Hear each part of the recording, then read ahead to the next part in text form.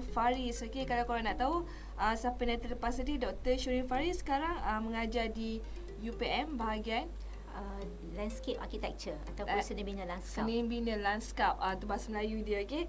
Dan sebenarnya tadi Dr. Shurin dah kongsikan siapa Dr. Shurin, pengalaman beliau belajar, dan sebenarnya tentang landscaping di Malaysia ni, kalau korang nak tahu ada skop career. Tapi kita akan tanya dengan Dr. Shurin, adakah skop career untuk mereka yang memilih bidang seni dan juga design secara umum, dan mungkin landscaping secara spesifik?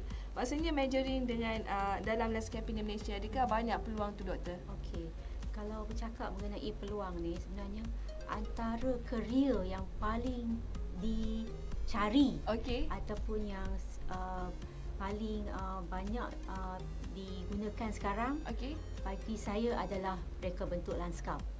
Jadi bagi saya peluang ni untuk menceburi bidang ni, kalau siapa yang berminat tu, saya memang mengalu-alukan. So jangan risau, bagi saya jika ada pelajar ataupun potential student yang kata saya tak pandai melukis, tapi saya berminat dalam bidang ni. Itu adalah perkataan berminat tu bagi saya yang paling bagus sekali bagi pensyarah bagi kami ni. Because kalau bila dia menceburi bidang ni, mungkin kita boleh nampak dia tidak boleh melukis, tidak pandai dan sebagainya. Tapi kalau ada minat yang tinggi, apa saja anda boleh buat. Kan, apa pun boleh berlaku. Maknanya passion yang paling penting. Betul. Kesungguhan bagi saya. Okey.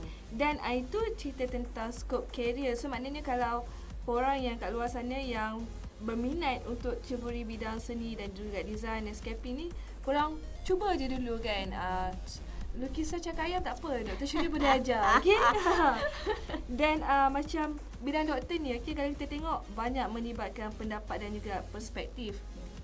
Tapi bila kita melihat sekitar Kuala Lumpur, kalau kita tengok kat sinilah paling banyak duit dibelanjakan seperti melalui Greater KL, Invest KL, Pemandu dan juga Dewan Bandaraya.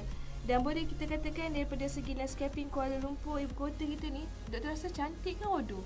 Okey, kalau kita tengok di persekitaran Kuala Lumpur, dan secara khasnya lah, banyak usaha telah dilakukan untuk menghijaukan taman, perumahan dan sebagainya. Kalau segi perumahan pun kita nampak banyak iklan di landscape sales. Maknanya kita ingin membeli sesuatu rumah tu sebab lanskapnya yang cantik, selamat dan sebagainya.